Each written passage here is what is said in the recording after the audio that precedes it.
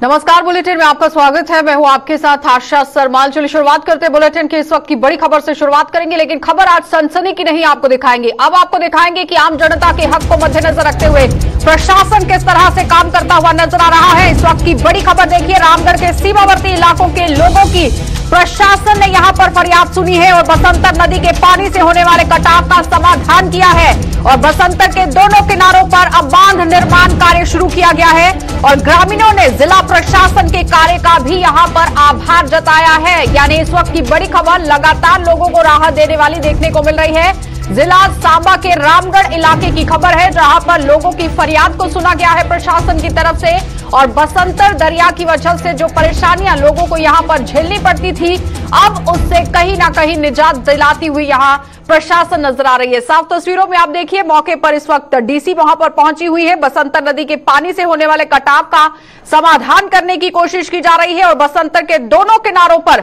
बांध निर्माण कार्य शुरू किया जाएगा। इस तरह से पूरा मसौदा तैयार करने की कोशिश की जा रही है, क्योंकि बसंतर नदी में जब यहां पर ज्यादा पानी बढ़ जाता था तो लोगों की जमीनों को भी काफी नुकसान होता था, लेकिन अब जब ये बांध बनाया जाएगा तो कहीं ना कहीं आम लोगों को इसकी सहूलियत होगी।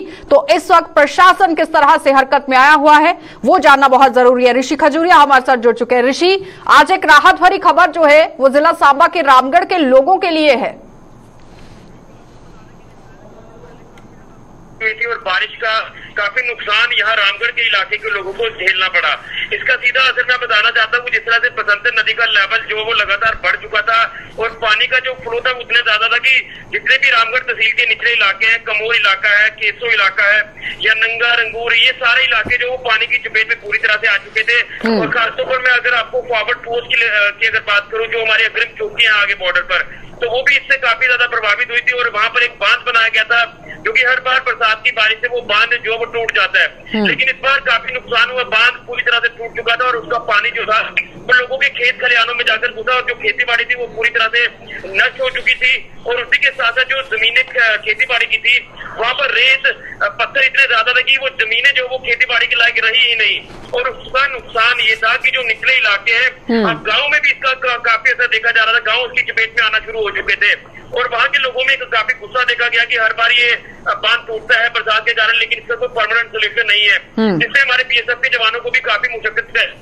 ऋषि, ये बताइए कि ये जब निर्माण कार्य शुरू किया जाएगा बांध का, तो कितने गांव को इसका फायदा होगा? कितनी आबादी भरे लोग वहां पर हैं जिनको इसका फायदा होगा?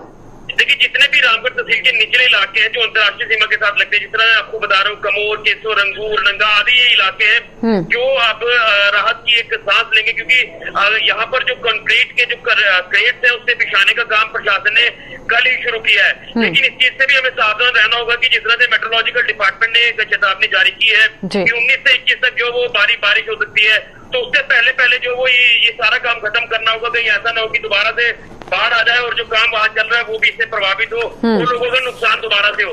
यही नहीं, प्रशासनिक अधिकारियों से लगातार वहां के लोग जो गुहार लगा रहे थे कि हमारा जो मुआवजा है वो भी तय किया जाए, हमें पर्याप्त मात्रा में जो मुआवजा है वो देना चाहिए, क्योंकि जो नुकसान फसलों का हुआ है वो नुकसान तो वापिस जो वो उसकी भरपाई करना काफी ज्यादा जरूरी है।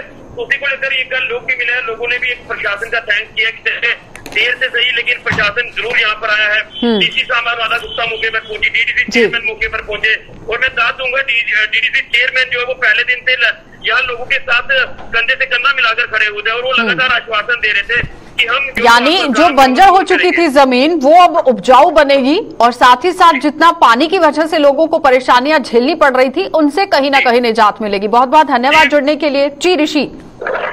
जी, मैं वही आपको बता रहा हूँ कि जिस तरह से बीएसएफ को लेकर बात करें तो बीएसएफ की जो वहाँ पर पोस्टें मैं जिक्र कर रहा हूँ, अंतर्राष्ट्रीय सीमा का इलाका जो तारबंदी है वो हर बार बाढ़ की वजह से बह जाती है। तो उसमें क्या होता है कि जब इस तरह का कोई नुकसान होता है तो पाकिस्तान भी इसके ऊपर जो वो नजर रखता है। पाकिस्तान यहाँ से में भी हो सकता है कि इंफिल्ट्रेशन करवा सकता है कि अगर तारबंदी यहाँ से बह चुकी है, बाढ़ जो वो यहाँ से बह चुकी है, तो कहीं ना कहीं इसका पुख्ता इंतजाम करना होगा प्रशासन को, ताकि यहाँ पर यानी इसीलिए मसौदा पूरा जुटाने की कोशिश की जा रही है। बहुत बहुत धन्यवाद ऋषि जुड़ने के लिए। तो फिलहाल आपने देखा कि ऋषि खजूरिया हमारे संवाददाता जिला सांबा से हमारे साथ जुड़े हुए थे, जो बता रहे हैं कि रामगढ़ के लोगों को अब काफी तरीके से निजात यहाँ पर मिलने वाली है, काफी सहूलियतें उन्हें मिलेंगी और साथ ही जो हमारे जवान लगातार यहाँ पर काम करते थे उनकी फेंसिंग यहाँ पर खबर है वो भी बह जाती थी पानी की वजह से, लेकिन अगर यहां बांध बनाया जाता है तो उसका फायदा हमारी सेना को भी होगा। लेकिन यहां अब ये देखिए कि जिस तरह से जमीन पानी की वजह से बंजर हो चुकी थी वो कहीं ना कहीं उपजाऊ होगी और किसानों को भी इसका फायदा मिलेगा। आगे बढ़ जाएंगे, जिला राजौरी आपको लिए चलते हैं। पुंछ और राजौरी से भी बड़ी खबर जो है वो देखने को मिल रही है, क्योंकि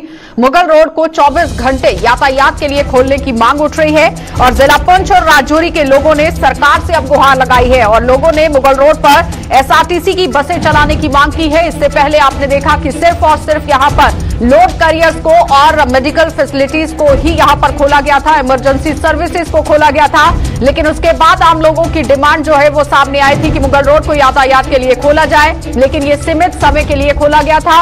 अब फिर से यहां पर जिला राजौरी और पुंछ के लोगों की एक और मांग सामने आ गई है, जहां पर मुगल रोड को 24 घंटे यातायात के लिए खोलने की मांग वो रखते हुए नजर आ रहे हैं। जिला पुंछ और राजौरी के लोगों ने अब सरकार से यहां पर गुहार लगाई है, एलजी प्रशासन से गुहार लगाई है कि मुगल रोड को यातायात के लिए 24 घंटे यहां पर खोल दिया जाए और सबसे अहम बात कि एसआरटीसी की बसें जो हैं वो मुगल रोड पर चलाई जाएं, जिससे इन लोगों को आने जाने में दिक्कतों का सामना ना करना पड़े। क्योंकि पीर की गली की अगर बात करें तो आखिरकार वहां पर हर दिन बारिश का सिलसिला जारी रहता है और काफी तरीके से साफ तस्वीरों में भी आप देखिए इसी तरह का माहौल जो है वो यहां पर रहता है, मुगल रोड पर रहता है, लोगों की आवाजाही रहती है। लेकिन कहीं ना कहीं जिस तरह से पूरे सूरत-ए-हाल बनते हुए नजर आ रहे हैं, इस पर गौर फरमाना बहुत जरूरी है। लेकिन वहां पर क्या कुछ कहना है लोगों का, जरा सबसे पहले वो सुन लीजिए, उसके बाद जमशेद के पास चलेंगे।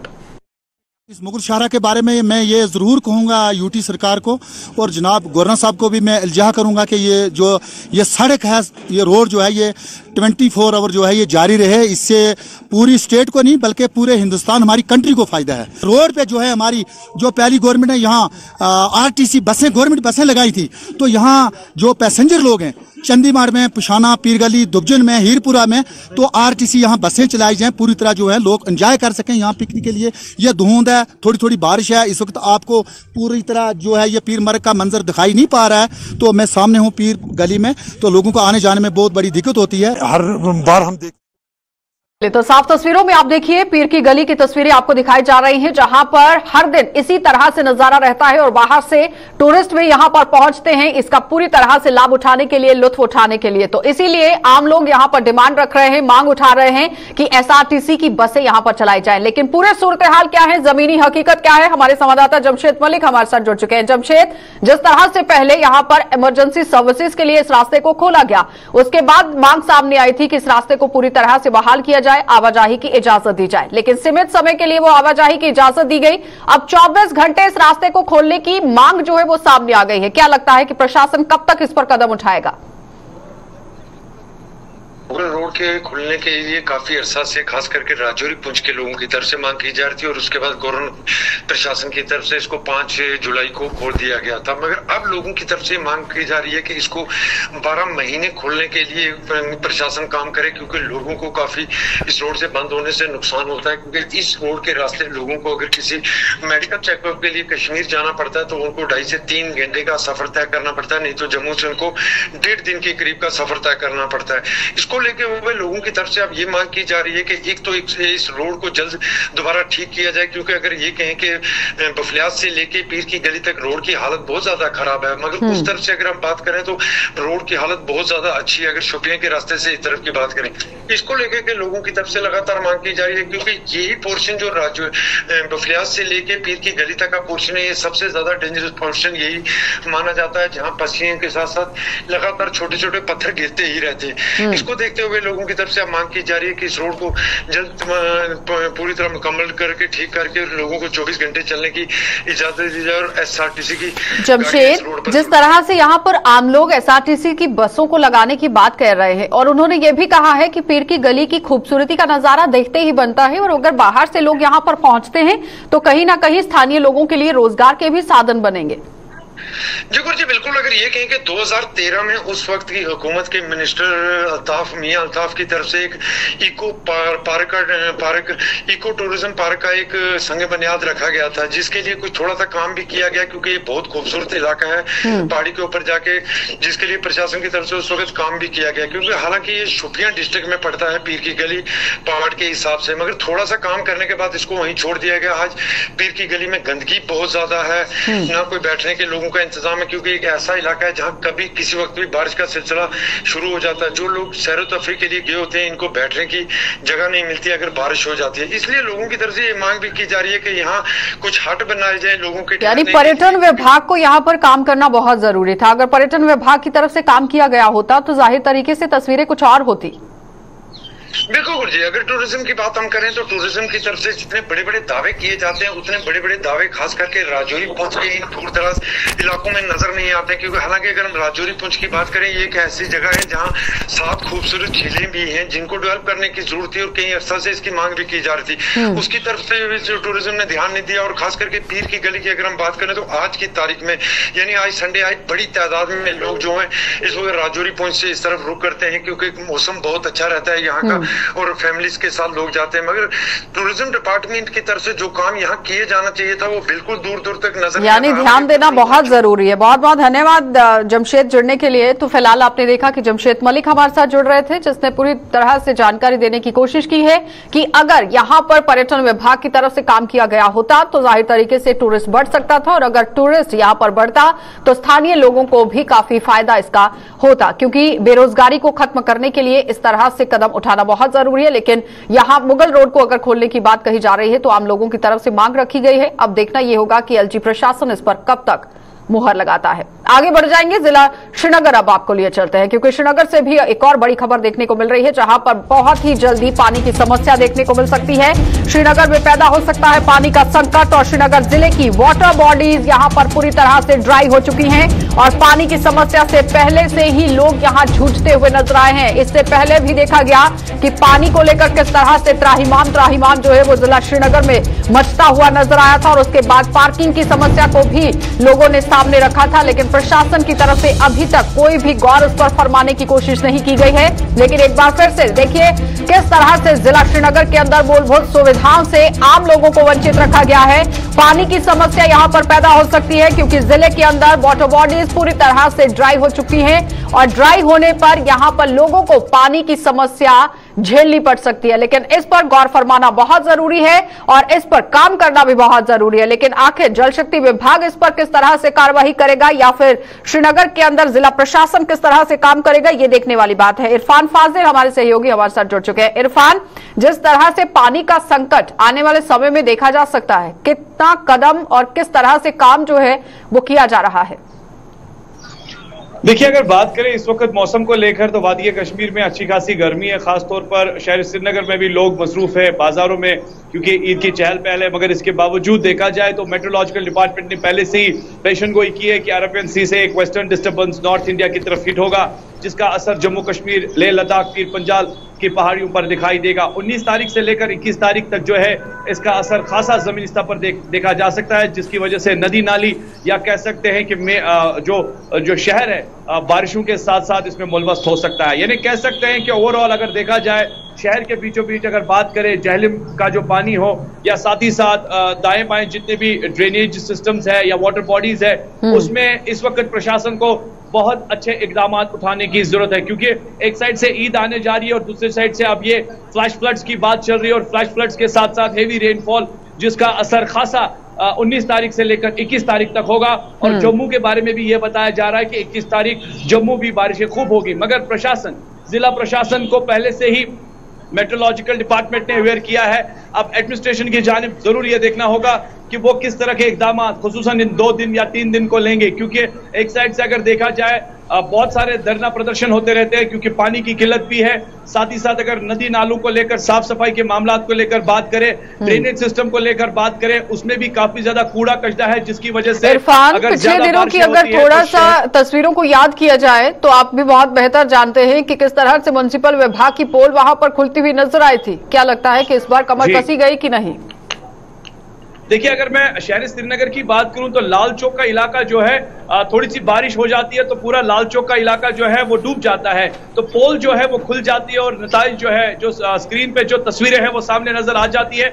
उसके बाद मैन एंड मशीनरी और प्रशासन को ख्याल में ये बात जरूर आती है कि वो आके ग्राउंड पर आके काम करे। मगर इस वक्त गवर्नमेंट के एंड से जिस तरीके से इकदाम उठाने की जरूरत है, क्योंकि ओवरऑल जिस तरीके से ईद उल अजहा के मुकद्दस मौके पर कुर्बानी के मामला जो होंगे, या देखा जाए तो गाँव देहात जितने भी हैं वहां पर लोग काफी ज्यादा बिजी रहते हैं। अगर बारिशें ज्यादा होती हैं या अगर नदी नालों में पानी जमा हो जाता है तो कह सकते हैं ये आफत जो होगी खास तौर पर साफ तौर पर दिखाई देगी, जिसमें प्रशासन को लेकर कई सारे सवाल खड़े हो जाएंगे। देखिए, नेचुरल यहाँ पर ये डिजास्टर होगा और प्रकृति के साथ तो लड़ा नहीं जा सकता है, इसमें कोई दो राय नहीं है इरफान, लेकिन इस पर काम किया जा सकता है, इससे बचाव किया जा सकता है। बचाव को लेकर क्या कुछ कदम उठाए गए? देखिए, अगर देखा जाए तो जब ये बात एडमिनिस्ट्रेशन तक पहुंची तो अब देखने वाली बात जरूरी है। अभी तक अगर देखा जाए तो कई सारे मोहल्लों से, कई सारे इलाकों से ये खबरें मौसूल हो रही है कि अभी भी ड्रेनेज फेलियर के मामलात है, यानी जमीनी स्तर पर आगे बढ़ना है। साफ सफाई के मामलात को मद्देनजर रखते हुए इकदाम उठाने की जरूरत है, क्योंकि एक साइड से फ्लैश फ्लड्स की बात चल रही है, तेज बारिशें होंगी, तेज तूफानी हवाओं में जो है नॉर्थ इंडिया बेल्ट जो होगा, खासतौर पर जम्मू कश्मीर का होगा, जिसमें लैंडस्लाइड्स हो सकती है, जिसमें हम कह सकते हैं कि कई नुकसान के हवाले से बात बताई जा रही है। तो जमीनी स्तर पर अब ये बात यूडी महकमे ने, आरएनबी ने या म्युनिसिपैलिटी ने इस बात को जरूर लिया होगा। अब देखने वाली बात होगी कि जिला प्रशासन और इस तरह की मेहनत मशीनरी किस तरह से काम करेगा। इरफान बनाए रखेंगे आपको अपने साथ अगली खबर के लिए। तो फिलहाल आपको बताते चले कि इरफान फाजिल हमारे साथ जुड़े हुए हैं, जो बता रहे हैं कि पानी की समस्या किस तरह से यहां पर झेलनी पड़ सकती है आने वाले समय में, लेकिन प्रशासन को काम करने की काफी तरीके से जरूरत है। एक और बड़ी खबर की ओर आपको ले चलते हैं, क्योंकि मौसम के हवाले से बड़ी खबर जो है वो देखने को मिल रही है, जहां पर जम्मू कश्मीर में कल मौसम का मिजाज बिगड़ेगा और तेज हवाओं और भारी बारिश होने की आशंका है। ईद के तैयारियों में मौसम यहां पर खलल डाल सकता है। इस वक्त की बड़ी खबर कल से ही लगातार सुर्खियां बटोरती हुई नजर आ रही है, जिसमें मौसम विभाग की तरफ से भी चेतावनी जारी की गई है कि 19 जुलाई से लेकर 21 जुलाई तक तेज बारिश हो सकती है, बिजली तेज गिर सकती है और साथ ही साथ आपदा जो है वो देखने को मिल सकती है। लेकिन इस वक्त की बड़ी खबर आपको बताते चले कि जम्मू कश्मीर में कल मौसम का मिजाज बिगड़ेगा और तेज हवाओं और भारी बारिश होने की आशंका जताई जा रही है। ईद की तैयारियों से मौसम पूरी तरह से यहां पर आप देखिए किस तरह से देखने को मिल सकता है, क्योंकि एक तरफ ईद है और दूसरी तरफ अगर बारिश का सिलसिला शुरू हो जाता है तो कहीं ना कहीं त्योहार में खलल पड़ता हुआ भी नजर आएगा। एक बार फिर से इरफान के पास ही चलेंगे। इरफान, जिस तरह से पहले भी बात हो रही थी कि 19 से लेकर 21 तक यहां मौसम का मिजाज जो है वो बिगड़ सकता है, लेकिन इस बार तो मौसम विभाग की तरफ से भी चेतावनी जारी कर दी गई है। देखिए, मौसम को लेकर बात करें तो कल ही हमने मेट्रोलॉजिकल डिपार्टमेंट के जो डायरेक्टर है सोनम लोटस, उनसे बात की थी, जबकि वो सोनमर्ग में थे, और हमने उनसे राब्ता करने की कोशिश की। उसके बाद हम भी प्लान कर रहे थे कि उनसे साउंड बाइट या वीडियो बाइट करके एटलीस्ट चैनल पर चलाए कि किस तरीके का जो मौसम विभाग अगले 24 घंटे या 48 घंटे तक रहेगा। और उनका मानना साफ तौर पर यह है कि जिस तरीके से अफवाहों का बाजार गर्म है, फ्लड्स को लेकर, ये फ्लड्स नहीं है बल्कि फ्लैश फ्लड्स है। यानी कह सकते हैं कि कहीं ना कहीं अगर बात करें जितने भी खेत खलियान है, बाग बगीचे है, हो सकता है कि वहां पानी जो है जमा हो जाए, मगर फ्लड्स की कोई भी ऐसी आशंका नहीं है, कोई भी ऐसी सिचुएशन नहीं है जिससे पैनिक होने की जरूरत है। नंबर 1। दूसरी बात यह है कि बारिशें 19 तारीख से 21 तारीख तक होंगी, मगर 20 तारीख तक उसका असर खासा कश्मीर में दिखाई देगा और 21 तारीख को जम्मू में तेज हवाओं के साथ साथ तूफानी हवाओं के साथ साथ तेज बारिशों के काफी ज्यादा इम्कानात है। और मौसम विभाग का यह भी मानना है कि जो नेशनल हाईवे है कौमी शाहरा को लेकर यह भी खबर आ रही है कि लैंडस्लाइड्स हो सकते हैं या रास्ता भी कट सकता है, जिसके लिए पहले से ही लोगों को अवेयर रहना पड़ेगा। तो कह सकते हैं कि एक साइड से अभी तपती गर्मी में लोग इस वक्त कश्मीर में वक्त गुजार रहे हैं, क्योंकि ह्यूमिड भी काफी ज्यादा है, मगर अरेबियन सी से जो वेस्टर्न डिस्टर्बेंस नॉर्थ इंडिया को हिट होगा, उससे जम्मू कश्मीर, लेह लद्दाख, पीर पंजाल की पहाड़ियों पर खासा असर 19 तारीख से लेकर 21 क्या लगता है कि जिस तरह से पहले भी बारिश का सिलसिला शुरू हो गया था तेज आंधी तूफान के साथ, गांदरबल में भी देखा गया कि बादल फटने की वजह से कितना नुकसान वहां पर झेलना पड़ा, अब प्रशासन ने किस तरह से कमर कसी है, क्योंकि मौसम विभाग ने पहले ही अलर्ट जारी कर दिया है?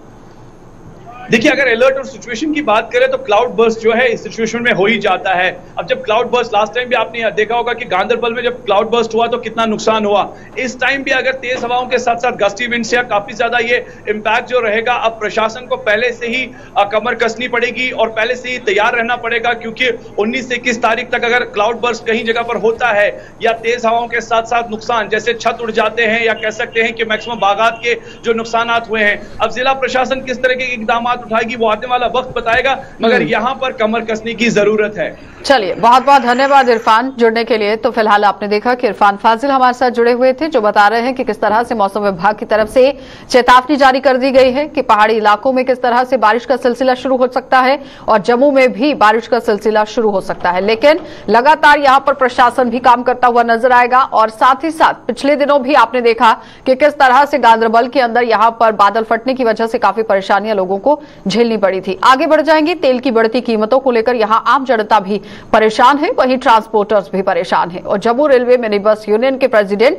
राजकुमार चौधरी ने कहा कि बढ़े हुए तेल की कीमतों से गाड़ी चालकों के साथ गाड़ी के मालिक भी परेशान हैं। उनका कहना है कि सवारियां ना होने के कारण उनकी 25% गाड़ियां ही चल पा रही हैं और गाड़ी खड़ी होने के बाद भी उनसे सभी प्रकार के टैक्स वसूले जा रहे हैं। उपराज्यपाल से इन लोगों ने मदद की गुहार लगाते हुए कहा कि उनके बारे में भी सोचा जाए और क्या कुछ उन लोगों का कहना था, जरा वो देख लीजिए। देखिए जनाब, गाड़ी क्या चलानी है आपके सामने, इधर यहाँ पर तो काम ही नहीं है। पहली बात तो यह है कि डीजल इतना महंगा हो गया है कि अगर शाम को थोड़ा बहुत कोई बंदा भी है तो वो डीजल में चला जाता है, या तो फिर ड्राइवर कैलेंडर की तनख्वाह भी पूरी नहीं निकल रही है। इस टाइम ड्राइवर को भी अपना घर रोजी चलाना मुश्किल है, कंडक्टर को भी रोजी चलाना मुश्किल है। मालिक की तो बात ही छोड़िए, वहाँ तक तो पैसा पहुँचता नहीं। बनेगा तो देंगे ना, 1 या 2 फेरे लगता है दिन का, क्योंकि पैसेंजर भी नहीं है, सवारी भी नहीं है। उसके बाद जो है वो शाम को तेल ही पूरा होता है। तेल इतना महंगा है कि कहने की बात कोई, इस तेल से गाड़ी नहीं चल सकती है। सरकार हमने बड़ी बार गुहार लाई है कि इसके ट्रांसपोर्ट के बारे में कुछ सोचिए, ट्रांसपोर्ट के लिए कोई पॉलिसी बनाइए। देखिए ये ट्रांसपोर्ट जो है इसको बोलते हैं रीढ़ की हड्डी, तो रीढ़ की हड्डी टूट चुकी है, इसको फेविकोल से जोड़ने की कोशिश करिए। तो ये जो सारी चीज़ें हैं, महंगाई की मार, ये हमें तो डबल मार पड़ रही है ना। एक तो महंगाई की मार पड़ रही है, दूसरा हमें जो गाड़ियों का, देखिए गाड़ी खड़ी है हमारी समझिए 25% गाड़ी चल रही है, बाकी गाड़ी खड़ी है। और कहते हैं खड़ी गाड़ी का हम टोकन टैक्स भी दे रहे हैं। और ये हैरानगी वाली बात तो ये है कि खड़ी गाड़ी का कहते हैं पैसेंजर टैक्स भी दो, क्योंकि गाड़ी तो खड़ी है, हम चला नहीं रहे। पैसेंजर टैक्स का मतलब पैसेंजर से लेना देना, पैसेंजर बैठा नहीं, लेकिन पैसेंजर टैक्स दो।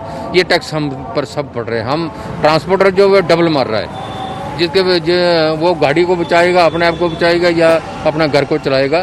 तो इसलिए मैं आपके माध्यम से मैं शुक्रगुजार हूँ आपके इन चैनलों का, जो हमारी आवाज़ जो है हाई अथॉरिटी तक पहुंचाते हैं। और तो जरिया कोई नहीं है, क्योंकि किसी के पास टाइम नहीं है, कोई किसी की बात सुनने का टाइम नहीं है, सुनाई कोई नहीं है। तो इसलिए हम आपके माध्यम से यही कहेंगे, एलजी साहब से कहेंगे, हाई अथॉरिटी जो ऊपर अफसर बैठे हैं उनसे कहेंगे, साहब ये गरीब जनता, इनको बचा लीजिए, इनको कोई ऑक्सीजन दीजिए ताकि ये भी कोई उठ सकें, चल फिर सकें। नहीं तो ये तो सिस्टम तो मुझे लगता नहीं है उनको। मैं तो कहता हूँ ये आप अपनी टीम भेज के सर्वे करा लीजिए कि हमारे ड्राइवर का क्या हाल है, कंडक्टर का क्या हाल है और मालिक का क्या हाल है। सर पहले मेरे पास गाड़ियाँ थी 2, आज भी खड़ी हैं, क्या करना चला के रोड पे। गवर्नमेंट ने टैक्स बता दिया, तेल देखो ऐसे शो रहे हैं जैसे आसमान में तारे तोड़ के नीचे आ रहे हैं। शाम को गाड़ी को पूछो ड्राइवरों को 100, 150, 70 रुपये लेके बेचारे घर जाते हैं। मान लो कि शाम को गाड़ी मिलती है, बस वो गाड़ी को क्या करेगा, अचार डाल के डब्बे में डालेगा या रोड पे चलाएगा। सरकार तो है ही निकम्मी है, ना तो वो कुछ सोच रही है। बोलते बड़े बड़े बातें कर रहे थे जी हम ये करेंगे वो करेंगे, टोकन देख लो आप, 600 के सीधा उन्होंने 1200 रुपये कर दिया। गरीब जनता कहाँ जाएगी। मैं तो कहता हूँ कि गाड़ियाँ खड़ी हैं, मेरी खुद गाड़ी खड़ी है, मैं खुद किसी की गाड़ी चला रहा हूँ। क्या करना, बच्चों को मैंने गुरुद्वारे भेजना है, जा मंदिर भेजना है, तो जा फिर गवर्नमेंट के घर भेज देता हूँ खाने के लिए। 1 दिन खिलाएंगे, 2 दिन खिलाएंगे, 3 दिन बोलेंगे नहीं जी आप जाओ। मालिक को तो शाम को गाड़ी मिलती है, वो बेचारा चुप के बैठ जाएगा, 2 दिन 3 दिन चलाएगा, 4 दिन चलाएगा, 5 दिन चलाएगा। लेकिन चलाने का भी कोई फ़ायदा होना चाहिए ना, कम से कम अपनी गाड़ियों का कागजों का खर्चा तो निकले। वो घर से कितनी बार लेगा। 2 साल हो गए लॉकडाउन में, क्या दिया, कुछ नहीं दिया। तेल के भाव देख लो आप, क्या करना, किसको सुनाना है, ना मंत्री ना तंत्री। दिल्ली तो हम जा नहीं सकते। यही अब खास करते हैं गवर्नर साहब से कि हमारे कुछ गरीब भाइयों के बारे में सोचो। तो बिजली पानी की परेशानी को लेकर यहां किसान परेशान है, वहीं आम लोगों का जीना भी मुहाल हो गया है। और जम्मू के तालाब तिल्लो में पुंछ हाउस में लोगों ने बिजली विभाग के खिलाफ प्रदर्शन किया। रोड बंद कर प्रदर्शन कर रहे इन लोगों ने कहा कि रोज यहां ट्रांसफार्मर की खराब हो जाने से उन्हें परेशानी हो रही है और अगर जल्द उनकी समस्या का हल नहीं किया गया तो उनका प्रदर्शन इसी तरह से जारी रहेगा, जिसकी जिम्मेदार संबंधित प्रशासन और यहां पर सरकार होगी। और आपको बताते चले, लगातार केंद्र शासित प्रदेश के अंदर एलजी प्रशासन है और इसी पर आज ये लोग निशाना साधते हुए नजर आए। मेरा नाम वेदराज है। ये रात भर से सब परेशान है। ये 2 दिन बाद ट्रांसफार्मर उठ जाता है। इन लोगों ने क्या किया, जो पहले जो 400 वाट वाला था ना, उसको पैसे दे के ना चेंज करवाया इन्होंने। तो 200 वाला वाट कर दिया, इधर 400 वाला इन्होंने अपने एरिया में कर दिया। इधर साहब ये 2 नंबर का काम करते हैं तरह से। कितनी सारी परेशानी बढ़ रही है, परेशानी है ये। और क्या, रात भर परेशान होता है। 2 दिन दबा उठ जाता है ट्रांसफार्मर, हर 2 दिन बाद उठ जाता है ट्रांसफार्मर। छोटे छोटे बच्चे लेके कहाँ जाएंगे? फ्यूज लगाने नहीं आते, फ्यूज लगाने नहीं आते हैं। ऐसा भी मिली भगत से करते हैं ये लोग। अगर ऐसा नहीं हुआ तो क्या प्रदर्शन करेंगे आगे? आगे भी चलता रहेगा, ये चलता रहेगा, कंटिन्यू चलेगा। जब तक ये हमारा ट्रांसफार्मर वापस नहीं लाएंगे ना 400 वाट का, ये चलता रहेगा हमारा। बत्ती रोज रोज बंद होंदी है ते 3 ट्रांसफार्मर हफ्ते दे 1.5 हफ्ते दे सड़ी गए ने। ਇਹਦੇ ਵਿੱਚ ਹੁਣ ਆਹ ਬਦਰਾਸ਼ ਨਹੀਂ ਕਰ ਸਕਦੇ। ਇੱਥੇ ट्रांसफार्मर लगा 400 वाट ਦਾ ਤੇ ਤਾਂ ਬਾਰੇ ਖੰਦੀ ਆ। रोज दिहाड़ियां असें तरलियां नहीं मारने, ना साढ़े कोल टाइम होंदा है ना, ना गर्मी घटोंदी साढ़े कोलों दा। निक्के निक्के बच्चे ने जेह्ड़े साढ़े रोंदे रौंदे पूरी रात, है ना। ते जेह्ड़े कम्म काज करियै आउंदे ने उ'नें आनियै आराम करना होंदा ते चाहे इंदी काट करनी होंदी। मतलब दिक्खना सुनना चाहिए। सारे दे ट्रांसफार्मर की नहीं सड़दे, सारा की सड़ी जांदा। साढ़ा भी तो रहना चाहिए नहीं। गल मनने 8 महीने च 2 महीने च सड़ी गया तो गल वखरी है। चलिए, बुलेटिन में फिलहाल इतना ही। देश और दुनिया की खबरों के लिए आप बने रहिए गुलिस्तान न्यूज के साथ।